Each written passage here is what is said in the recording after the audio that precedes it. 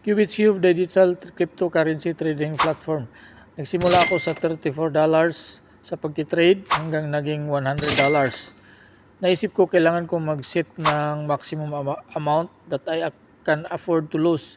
So naisip ko 20k. So while nagtitrade ako, nagre-recharge ako until na-reach ko yung 20k within span of 2 months.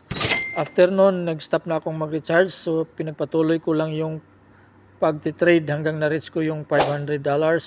Na-reach ko yung $700. $700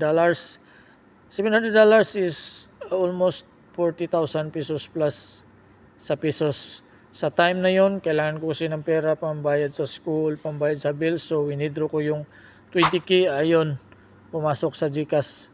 So, kung interesado ka, mag-PM ka sa akin or i-click mo yung link sa comment section. Mag-register ka, gamitin mo yung referral code ko.